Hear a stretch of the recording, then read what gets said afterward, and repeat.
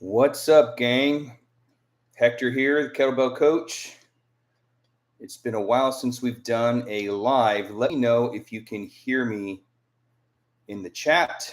If you're watching us live, say hello. Let us know what part of the globe that you're coming from. Apologize for the couple of minutes delay. My computer decided to not want to work. That's how these lives go. All right. Let's see. I need to shrink my screen here. There we go. All right. All right, guys, let's get right into it. I know you've got, it's Saturday morning, depending on what part of the globe you're coming from. So I want to be as brief as I can with this live so that way you can get on with your day. All right. So really quick, I plan on doing these live Q&As. Well, I would like to do these live Q&As on a regular basis. I would like to do these live Q&As on a regular basis. My goal is to do them on Saturdays.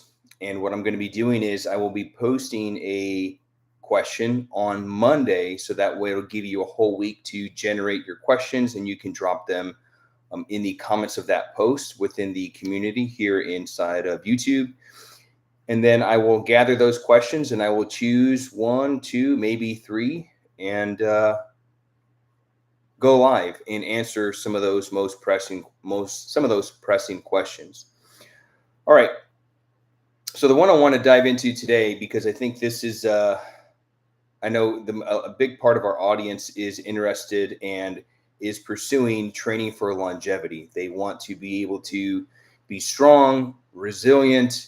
They want their strength training to serve them. They want to be able to do the dad thing, the husband thing, the career thing. Maybe they want to train jiu-jitsu or whatever activity it is that they enjoy doing. They want to be able to do that without breaking down and getting injured along the way. So this question comes from, I hope I pronounced this name correctly, comes from @Saek, Saaek.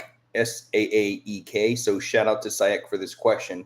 His question is, how to rebuild strength after an injury, how slow or how fast to build back up to previous lifts. And I can really speak to this because, and I think many of us can, but I can speak to this because I've had many injuries, and they're all from, most of my injuries, if not all of my injuries, are from jiu-jitsu. So if you don't know who I am, I've been running I ran for 12 and a half years, one of only 2 kettlebell only gyms here in Texas for 12 and a half years, where we worked with men and women.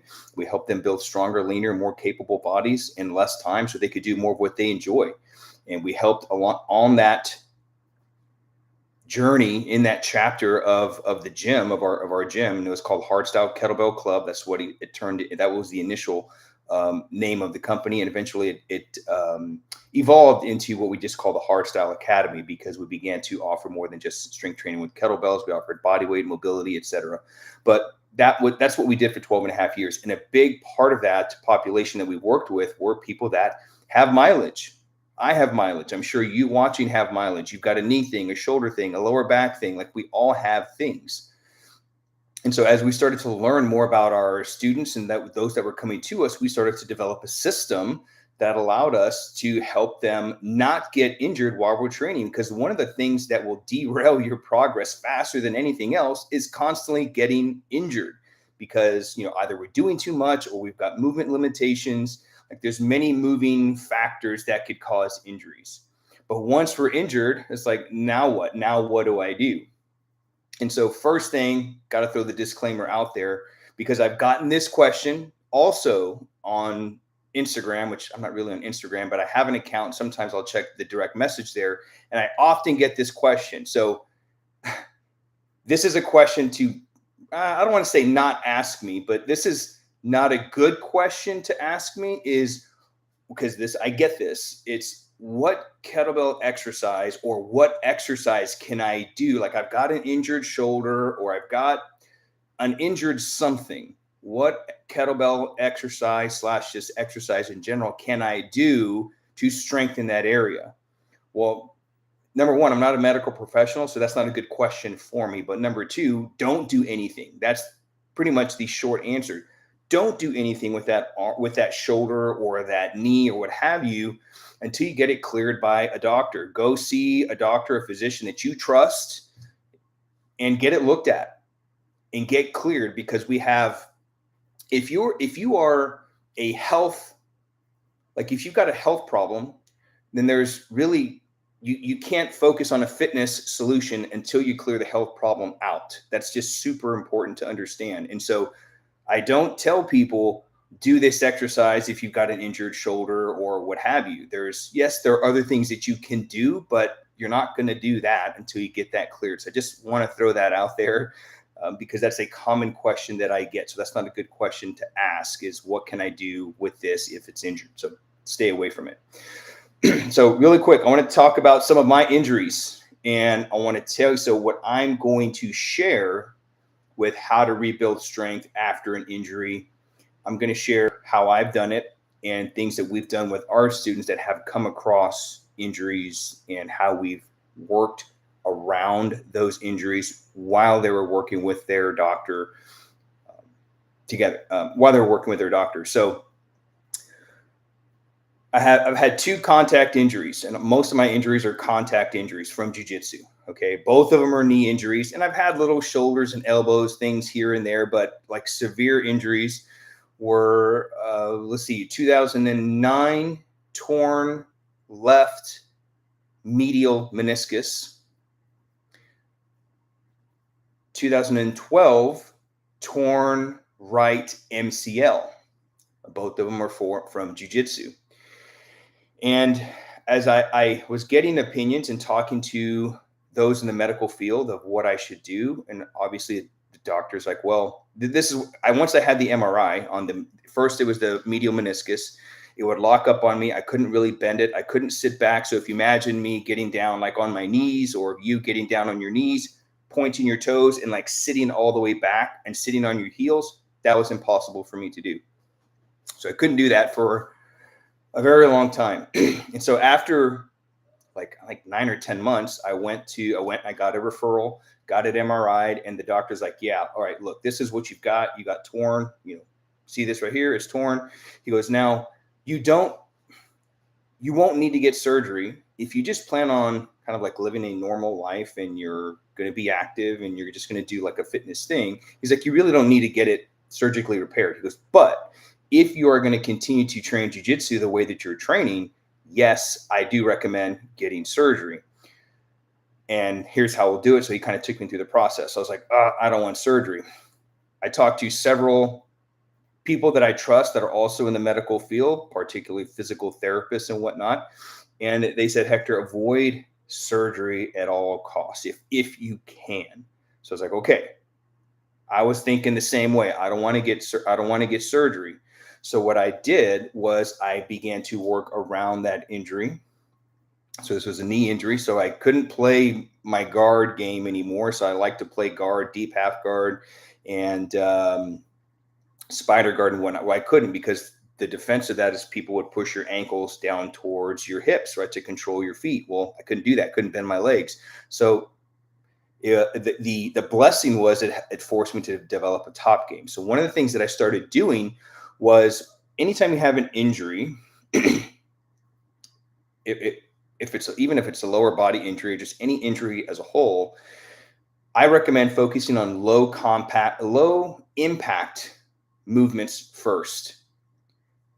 You actually want to keep moving. People, you will hear things like rest it. Yes, you do want to rest it, but you want to keep it moving. And this is not me saying this. These are actual clinicians, doctors of chiropractic, doctors of physical therapy who I've consulted with, and unanimously they say you want to keep it moving. Be cautious, but you want to keep it moving. Now, by keeping it moving, do things that are low impact. And in my opinion, the best low impact and the best cardiovascular exercise you can do is get on your 2 feet and just walk. And that's what I did. That was like the first thing that I did. So definitely start slow as you're recovering and building back from an injury. So so that's what I did in 2009. Now, I kept walking. I would train jujitsu, but it was really weird. So I couldn't bend my knee. So imagine me, like I'm down on my knees, I'm in someone's closed guard, their legs are wrapped around my waist. Now I can't be on my knees to where I'm sitting back on my heels. So I had to have my left leg out like at a 90-degree angle. So because that's as far as I could flex the knee, but to make sure they wouldn't hook it and sweep me back, I had to make sure I kept my knee kind of turned in. But that's how I had to play. If at any point I got in the guard, I had to play that, right? So I worked around it like that with jiu-jitsu. At any point anyone came close to my knee, I would just like tap and we'd start over and we keep moving forward. So if you're doing things that require knee flexion, just be super careful and cautious with it. When I would train, I would wear a knee sleeve because it would want to like buckle sometimes or it would lock. So anytime if you got a knee injury, keep it wrapped, ace bandage. I would put a sleeve over it. But when I wasn't training, when I wasn't doing anything and just going about my day, I would take this sleeve off because I don't want it to be dependent on, I have to have this sleeve in order to just do daily activities. So I would take that off when I was going about my day. And then I would put it on anytime I strength train with kettlebells, anytime I was doing jiu-jitsu. Okay. The next thing I started to do was I started to focus on really at this time, I just became a yoga teacher. So I was studying to become a yoga teacher in 2009, I was actually right in the middle of schooling and education around that and getting certified through that. So I really dove into mobility, stretching, flexibility, a lot of single leg stability stuff. And now when I say single leg stability stuff, I'm not talking about standing on Bosu balls and like half foam rolls. Those have their place, but again, I wanted to keep things as minimal as possible. So single leg stance stuff is what I was doing. Spent a lot of time on mobility and stretching, really working on strengthening the back of the knee, the hamstring, versus trying to actually lift weights and like strengthen the knee that way. I focused on a lot of static strength and then a lot of dynamic strength. So here's what this looks like. So if you want to start, and this is a good framework to follow if you are trying to improve mobility and flexibility as a whole, but this is really good if you're recovering from some kind of like lower extremity injury. And this works also for upper body as well. So this framework that I'm going to give you is something that you can use for mobility, flexibility as a whole, but also something that's going to improve range of motion and whatnot in your upper or lower extremities. Okay. So step number one to rebuilding strength after an injury, and this is the exact framework that I went through, and it took, well, before I get into that, this is the exact framework that I went through, right? So take notes if you're watching live. And if you're watching in the replay, hashtag, shoot me a comment, hashtag replay, let me know. So appreciate you guys joining me here. So first thing, we want to work on some soft tissue work. Okay, so we don't want to spend a whole lot of time here, but like a little foam roll action, and I would foam roll right around, just around the knee area. So I'd foam roll the calf. I'd foam roll like soleus area. So think of soleus, like you think of the calf muscle, and then you've got the Achilles. There's some soft tissue right in between that. Foam roll that a little bit, and I would hit all sides, and then I'd foam roll the calf, then I'd foam roll the quad itself. So I kind of hit a lot of the musculature around the knee area, and I would do that on both sides.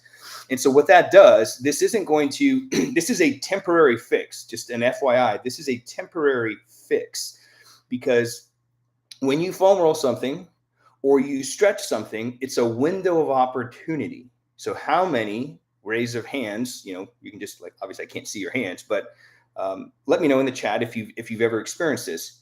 You foam roll or you stretch, and then you're like, ooh, I'm more flexible now. And then like the next day you're like tight again. And this is why I say things like stretching just doesn't work.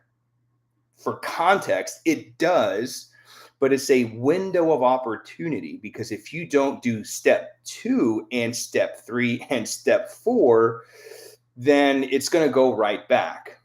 So once you give yourself that window of opportunity, the next thing you need to do is you need to go into static stability.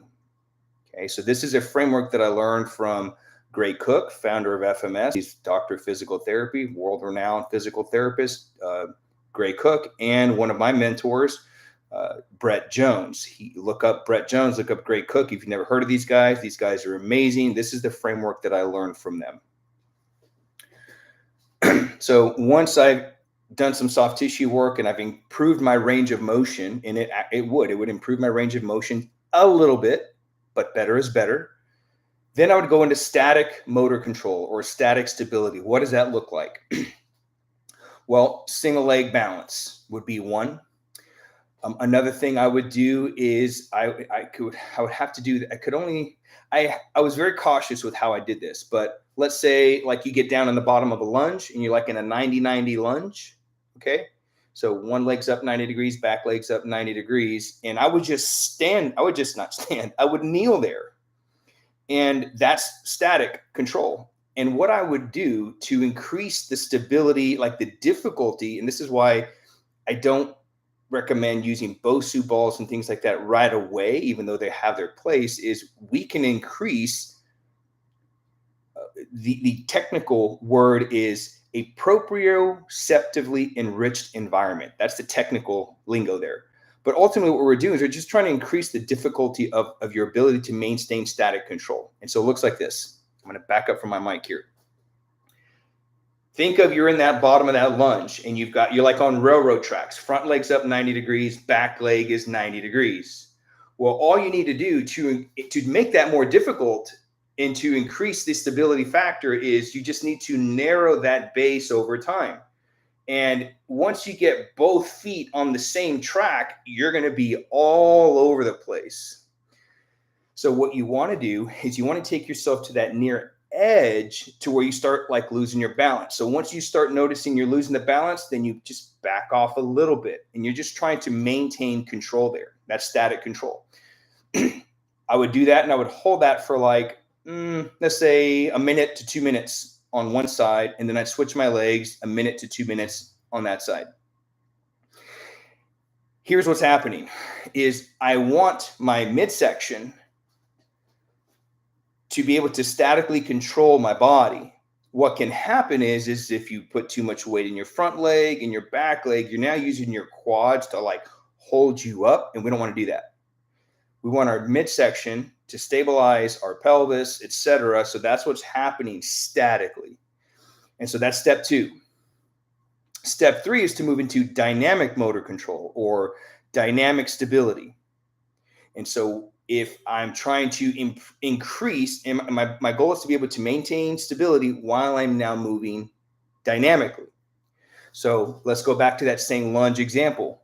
Back knees down, right? So I'd switch my legs back knees down, front legs up, both 90-90, and I would grab a light kettlebell. So I would narrow my base until I could maintain, it's challenging, but I could maintain stability.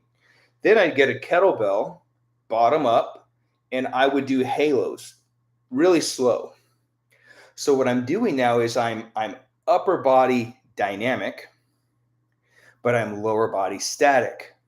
And I would do that. I'd probably do 5 to 10 reps. So 5 left, 5 right. Guys, when I'm doing this, if you haven't tried this, try it. I'll put it in the chat. I actually have a free guide that's called the 5 Steps to Mobility for BJJ, but this can be used for anybody, and it's covering these 5 steps in detail, and all the videos are on YouTube. So I will drop the link in the description so you can grab that. All right. So that way you don't have to try to remember everything I'm talking about today. So I would maintain upper body dynamic, lower body static, right? And so my goal is to be able to do those while I can dynamically and statically stabilize at the same time. And I would do that on both sides. Then I would switch and I would work on upper body static, lower body dynamic. What does that look like? Well, I would start working on single leg deadlifts. So single leg deadlift, bringing my back leg back, and I would have one kettlebell, and the leg that I stepped back, I had the kettlebell in that hand. So I'm going to hold my arms up. So imagine my hands are facing the ground this way. When you hold the kettlebell on one side, it wants to turn your upper body. Well, you want to resist that rotation, so you've got to stay squared up. So now I'm working on static stability, upper body, while I now work on dynamic stability on the lower body. Okay. That would be step 3. So soft tissue. Actually, I missed a step. Soft tissue first, then mobility. I missed a step. Yeah, static. Because I was like, I'm only going to see 4, but there's 5. Static first, then mobility. What I would do for mobility, since I don't want to load my knees, is I would lay on my back. And I would just, so imagine these are my legs. Okay, this is my knee, and this is this is my shin. I would lay on my back and I would like move my legs like this, in and out. So I'm just mobilizing the joint. I would put my hands on my knees and mobilize left and right. So just get the joint moving. Okay. I would slowly bend my knee as far as it would go before I experience pain, and then I'd extend it. And this is all body weight. I'm laying on my back doing this, so I'm not loaded on that knee. Extend, and I would just do that back and forth. Okay, so I'd mobilize. So once I did soft tissue, then mobility, then static motor control. So I missed a step. I apologize. Then static motor control, then dynamic motor control. So we've got soft tissue, mobility, static motor control, dynamic motor control, and then the 5th one, this locks everything in. Now it's not going to lock in everything that session. This is over a period of time. And then the last step of the framework is strength. Now, the strength is where I would work on heavier deadlifts, okay, because I'm working on dynamic lower body, static upper body. So I would do single leg deadlifts. I would also do like some lunges, because I could lunge and it would not bother me at all. So I would work on lunges, both sides. Okay, so as long as it doesn't provoke any kind of pain, then I would use strength on that side. And here's what that does. It begins to, well, let's use a computer analogy. I call like movement limitations and restrictions, I call them movement viruses. So think about it like this. We've all had a virus on our computer, right? Software is damaged. Trojan virus, you name it. And this actually happened to me once when I had my first computer. Somehow we got a Trojan virus in it, took it to the computer place. They removed the virus. Okay. And then I came home. I was like, sweet, my, computer's fixed. And then almost like next day, the virus was back. So that's the example of stretching. There's improvement, but then you're tight again. And you're not moving through your injuries. You're not progressing. So that's the example of you remove the virus from the computer, but then the virus comes back. To make sure that virus doesn't come back, what do you need to do? You need to install antivirus software. Antivirus software to make sure that movement virus comes back. And that antivirus software, within the context of strength training with kettlebells and working on rebuilding your strength after an injury, is mobility, static motor control, dynamic motor control, and then the knockout punch is building strength now that you've created a new environment. And as you begin to do that over time, you'll start to see, number one, the injury is going to slowly heal and go back to almost what it was.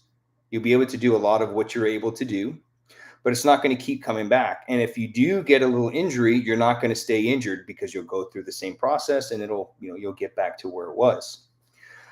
But that's the key thing there. And so the reason why I say that, I give you that analogy, is because oftentimes what we do is, which is why I say, don't ask me what strength training exercise you can do for that injury, because what's going to happen, all you're going to hear, if I even gave you any advice on that, which I won't, but all you would hear is, well, I'm just going to, I'm going to build presses on that shoulder. Or I'm going to do, squats around, or deadlifts around X, Y, or Z.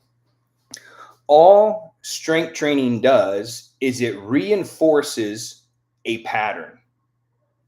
Think about that. That's just like a general nutshell. All strength does is reinforces a pattern. It's like, I've got 2 kids. It's like raising your kids. Movement is a behavior, okay? Just like behavior with kids. Movement is a behavior. Now, if you start to see misbehavior, i.e., movement viruses, i.e., limitations, and you don't correct that behavior, you're just reinforcing that bad behavior that you want, right? But the moment that you notice misbehavior, and then you start to make corrections and whatnot, well, you're going to reinforce the behavior that you want to see. Okay, strength training is the exact same way. If I have an injury or a limitation, and then I start building strength on that limitation, I'm telling like my brain and my central nervous system that, hey, I like that pattern, keep that pattern so we can get stronger on that pattern. We don't want to reinforce that. So all strength does on an injury or just a limitation, maybe you've got some kind of asymmetry or weakness, and an injury, all that does is reinforce that faulty movement pattern.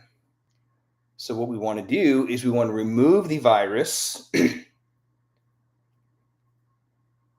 What was the first step?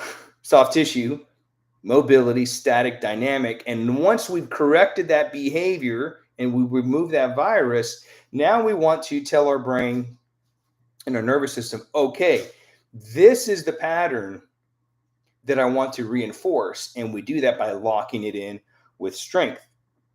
So if you had some kind of left-right asymmetry as a result of an injury, which will happen, you will have, that's an assertion, but you will likely have some kind of asymmetry left or right after an injury. Why? Because that one side has gotten weak because you haven't used it, and or you've compensated for a long time. And so now you've got a left-right imbalance. And sometimes the imbalance is front and back. Okay.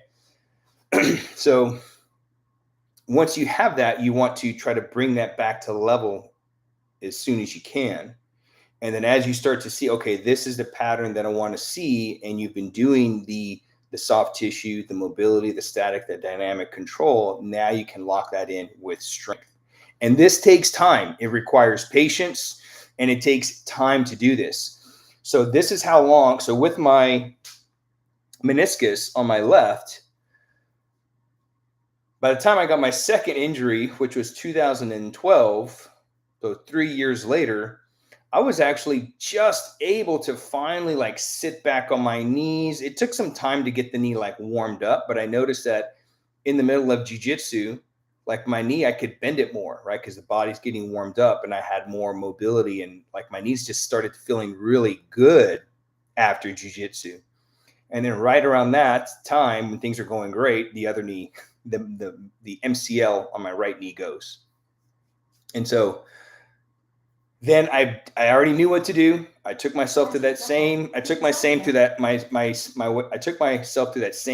5-step framework. And that was 2012. It took almost the same time, it took around 3 years. Now you're probably thinking, damn, that's a long time to recover from something like that. Yeah, and it is. Again, it requires patience. The quick answer is go get surgery. But if you want to be able to recover from this without surgery, this is the price you got to pay. And the price is patience over time. And this is how I was able to overcome injuries and rebuild strength after an injury. So I'll never forget the moment that after the MCL happened, anytime I would sit back, point my toes and I'd sit back on my knees, man, I had to really like ease into it as time went on. It was improving, but I had to slowly ease into it. And then one day I just remember like getting down on the ground, pointing my toes, and just like kind of hopping down on my knees. And it was like an aha moment, like, oh shoot, I didn't have to like ease into it. But it took like 3 years for that to happen. So I share that with you is be patient as you're working through any of these limitations, any of these, injuries that you're recovering from. Be patient with it, especially if you're not going to get any kind of surgery to correct that right away. And it might come to a point, didn't for me, but I know some go through this. I have one of our training partners at Jiu-Jitsu now. He had a shoulder injury that just wasn't getting better. He probably wasn't doing the 5-step framework, but it's sometimes those injuries, they just need to get some of them do just need to get, medically and surgically corrected. But I would go with this way first. And if my knees never got better, then I probably would have ended up having it done. But they did get better, and I actually had them tested. I didn't have MRIs done again, but I actually had them tested. I had a doctor of chiropractic, a really good friend of mine. Now we're really good friends, and he's a jiu-jitsu black belt now. Once he started, he'd never done jiu-jitsu before, but he tested my knees. He did these like compression, pull, grinding tests. And he's like, those don't hurt? And I was like, no. He says, man, what I'm doing right now, like he put me in a spot to where he would push and pull on my knee. So if there's any torn MCL, ACL, like if there are any torn ligaments, like the shin should have moved. He says, nothing's moving here. Put me on my stomach, elevated my leg 90 degrees and started kind of grinding at where the meniscus would be. He's like, does that hurt? I said, no. And he's like, man, I think what you've been doing has, healed your injuries.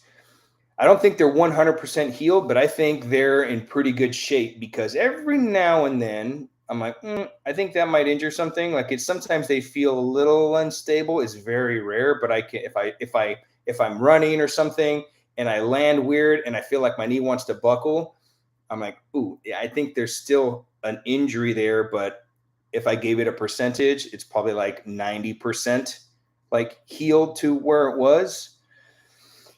And so that's the approach. I hope that was helpful for you, Sayek, on how to rebuild strength after an injury. I would definitely go slow and just work your way up. Go through this 5-step framework. I'll put the guide that I have, the 5 steps to better mobility. It's for BJJ, but this is for general population. Anybody can do this. And the videos that I reference in there are actually here on the YouTube channel that you can find. And it's step-by-step. I walk you through the videos and I even show you the exercises. I show you how to do the exercises. So if you feel that would be valuable to you, I'll put that in the description and you can grab a free copy of that. Okay. Let me see here. One thing I do want to touch on this, so I don't know if I mentioned this. So that was the whole knee recovery for me. Well, then I had another life challenge. Another life challenge for me was in 2018, I volunteered to become a living liver donor. So I donated 70% of my liver to, this is something uncomfortable for me to talk about just because I don't like talking about this, but I essentially donated 70% of my liver to save someone's life. Okay. Not something I enjoy talking about. But that was the hardest thing I'd ever done. And the recovery from that was very, very difficult, over 6 months of recovery. And I remember, and the reason why I share this story with you is you want to be careful with body weight training versus, using weights for like recovery. And so you want to choose, you want to just be cautious of which one you're going to go with. So I remember telling myself, okay, once I'm cleared to start doing like some physical activity, I'm going to start with body weight training and then progress my way to strength training, because that's the rational way to do it, right? Like that just makes sense to start body weight and then work your way up to strength. Guys, body weight wasn't going to work.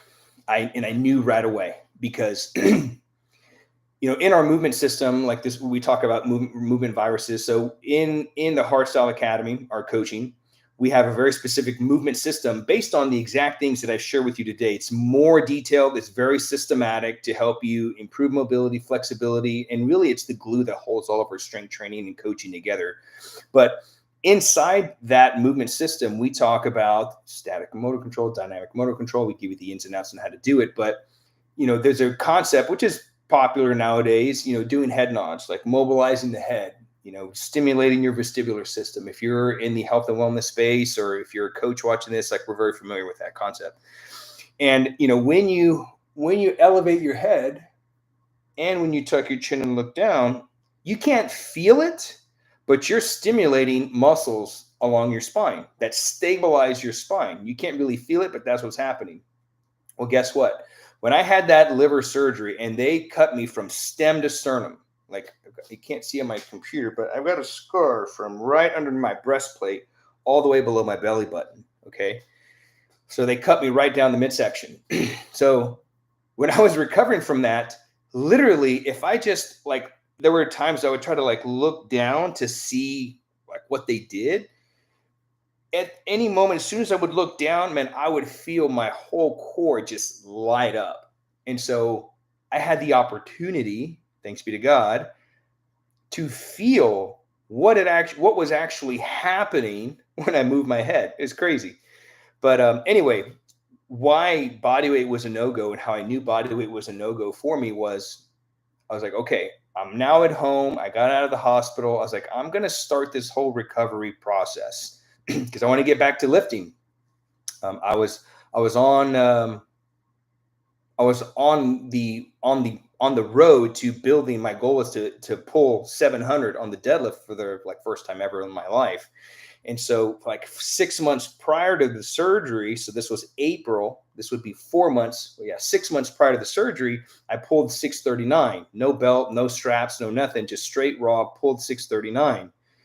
So I was like, man, I think I can hit 700 within the next, like, 8 to 12 months. Well, then I ended up having the surgery, so that derailed me back. So, which is just, it's appropriate for this, how to rebuild strength after an injury.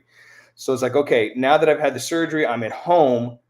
I want to start the recovery process because I want to start getting back to deadlifting. I want to pull 705. That's just a number that's always been in my head. And is that something possible to do without a belt, without straps, while training jiu-jitsu? Like, is that even possible, like, as a married guy with kids and doing all these things? So that was kind of like the journey that I was on.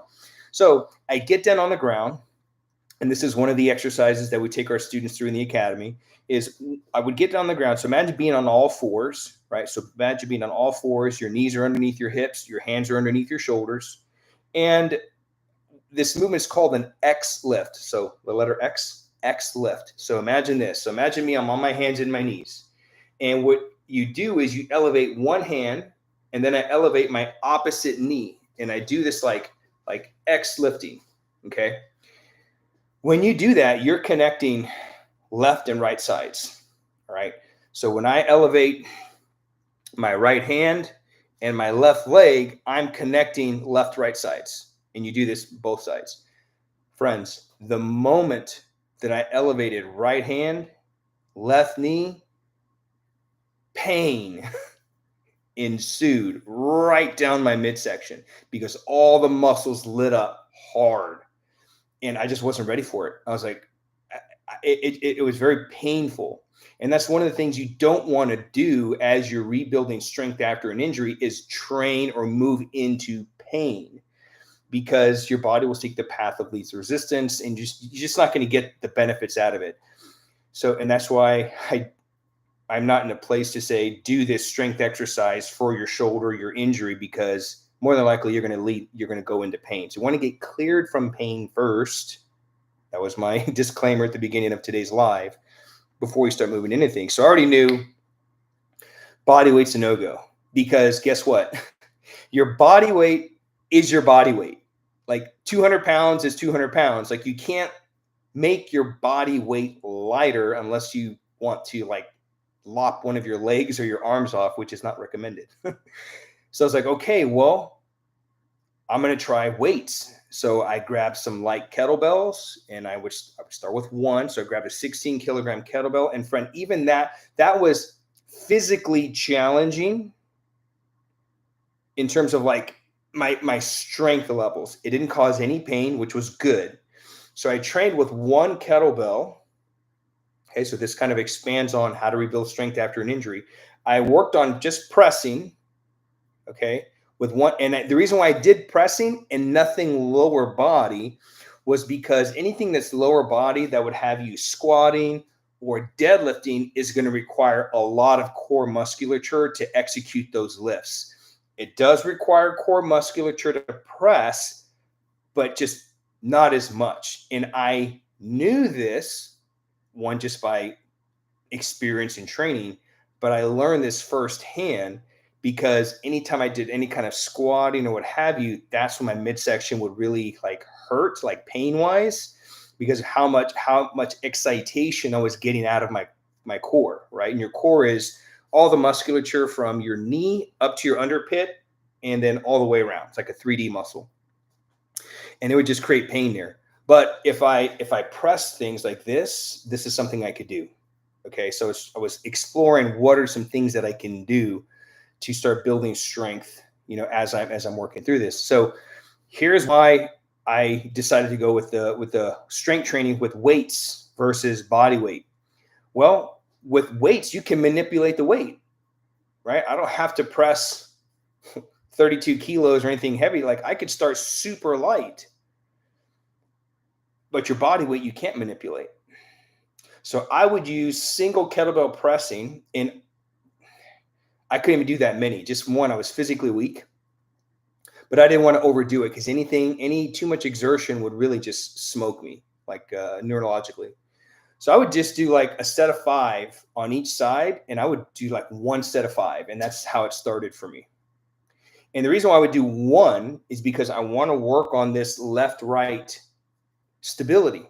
Okay. So remember how we talked about static motor control, dynamic motor control. So when I'm pressing, I am dynamic upper body, static lower body. So I'd work on keeping my base, my glutes engaged. And I wouldn't tense things very tight. I would just try to stay connected as long as it didn't cause pain. Sometimes I would press from like that half kneeling position that I talked about static motor control. It's, can I maintain static lower body while I press upper body? So I would do that. Like I would work up to like sets of 5 left and right sides, but I would only do 1, maybe 2 sets. And like that was the beginning of my recovery. But the one thing that I did a lot of was walking. That was the one thing that I could do for eventually long distances with no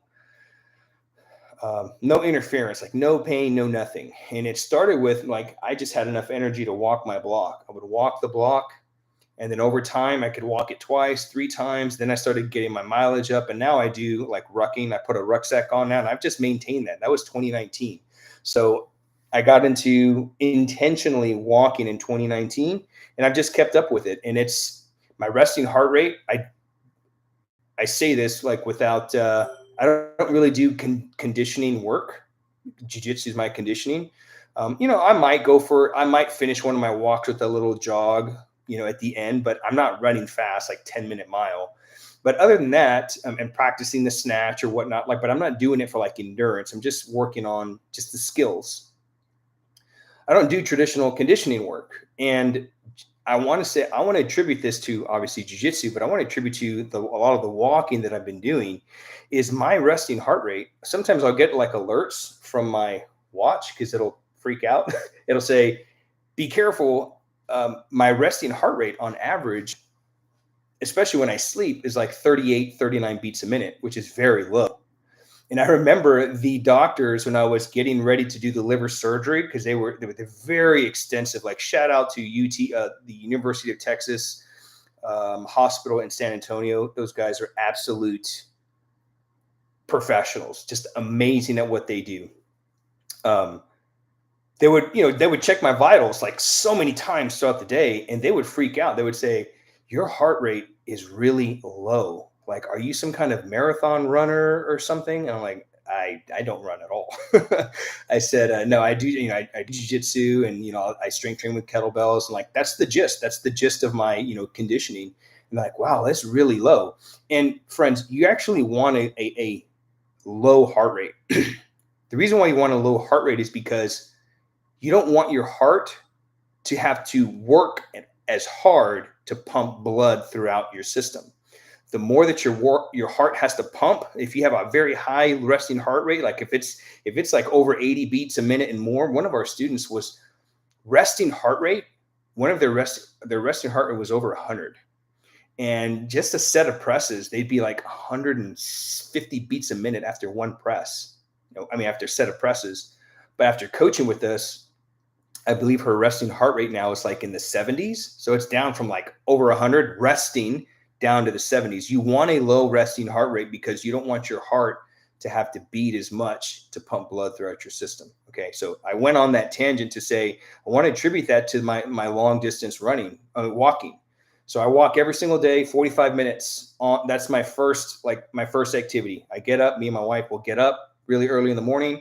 We have a little 45-minute route that we take. It's right around the neighborhood. And that's like, I can't go without that. I mean, I can, but I don't like going without that.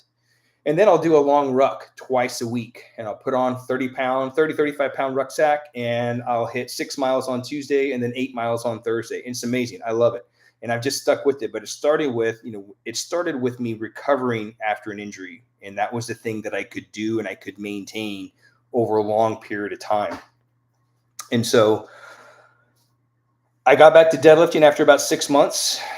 I haven't quite got back to my 700. I don't know if I'll get there because of the surgery that I had. My back and my core just doesn't feel strong enough when the best I've pulled since then is 595. I failed at 605, and that was just a couple of years ago, maybe just a little over a year ago. Let's see, end of 22. So yeah, this coming fall, like November, December, will be 2 years since I attempted anything over 600. I failed at 605. I pulled 595. 595 was like a 9.5 effort. And I haven't deadlifted since then. Got things going on in life, and just, I just haven't been able to commit to, a structured plan like that. So I've been just keeping up with my kettlebell practice. But I want to get back to it for sure. But I just have this gut feeling that I'm not going to be able to get to 705 just because of the abdominal surgery that I had. I definitely think it's taken a toll on my core and what it's capable of doing. But we'll find out, right? I don't like to put those limitations on myself. So we'll find out. We'll get back to it. But hopefully that helps. Sayak, how to rebuild strength after an injury. One thing I do want to touch on, because this was another question that came through, was, I'll save that for another one. So the question was, have you ever done glycolytic power repeats with jerks or clean and jerk? If so, how heavy and what rep range? That is a great question for our next Q&A, because I like to go in depth and really give my thoughts and give you as much value as I can, like I did for today. So I appreciate you guys watching here live with me. If you're watching this on replay, #replay, and I will make sure that I put the link to the guide of the 5-step framework that I went through to rebuild after an injury. This is something that I learned from Gray Cook and Brett Jones. Shout out to them for imparting that knowledge into me. Man, when did I learn this from them? I learned this from them in 2013, and this is something they've been teaching for 2 decades now. But look them up. They are great resources for strength, mobility, longevity. That's the key thing. I mean, at the end of the day, guys, we'll look back, but at the end of the day, it's not about how much you can deadlift, which is amazing. I love barbell deadlifting. It's not how much weight you can kettlebell jerk and whatnot. I love doing jerks. It's not going to be about that. It's not going to be about how hard you rolled in jiu-jitsu. At the end of the day, your health will be your greatest concern. Can you still do things every single day, play with your kids and run and travel and do all these things? Can you still do that at the end of your life? Like, we look at a lot of the iconic characters in our lifetime. We look at the Ronnie Colemans of the world and world-renowned boxers who are legends, and the things that they've done. But some of them are just so broken today that their life is not the same. Yes, they've got all the glory and the fame, which is amazing. And it speaks to their character and the courage and the discipline that it took to do that. But man, um, their the quality of life is just not what it was. Is it worth all the fame? Maybe. I don't know. Maybe, maybe not. But I'll just close with, at the end of the day, it's going to be about health and longevity. How do you want your training to serve you? I get guys that join our community and they ask questions like, hey, these are my goals. I want to be able to do X, Y, and Z. Amazing. Great. I love building a stronger kettlebell press or losing weight or losing body fat. Like, that's all great. I love those goals. Those are really good goals. You should have those goals. But the question I ask them, and they are stunned, and I've countless guys they're stunned, and countless guys have said, no one has ever asked me this question before. And so I'll leave you with this. When you're setting a goal, recovering from an injury, or I want to press this, I want to deadlift, I want, deadlift this, I want to lose body fat, I want to lose weight, like whatever the goal is, it's a great goal. You should have that goal. God put that goal in your heart to desire that goal. Okay. How do you want your strength training? How do you want the weight loss? How do you want the deadlifting, the pressing, the jiu-jitsu? How do you want those things, those attributes, those skills that you've developed? Because they're skills, because they're perishable. How do you want them to serve you? What do you want to be able to do when you can press the beast? What do you want to be able to do when you can deadlift 2 times or 3 times your body weight? What do you want to be able to do when you you earn your jiu-jitsu black belt? What do you want to do? What do you want to be able to do once you've lost the weight, once you're leaner? What do you want to be able to do? When I pose that question to gentlemen who join our community, which I'll drop the link in the description as well. If you want to join our private community, we've got a free membership. You can come in, hang out with us, and get questions answered. And we've got lots of resources in there around strength training with kettlebells and all kinds of stuff. I'll drop that in the comments as well. But one of the questions, I asked them that question, like, what do you want that to be able to do for you? They're stunned. They don't know how to answer that. Like, man, no one has ever asked me that question before. And so that's the question that I ask you now that are still here watching this live video. When it comes to rebuilding your strength after an injury, that strength that you've built, the skills that you've developed, how do you want that to serve you moving forward? I appreciate you watching, man. I'll see you on the next one. Peace.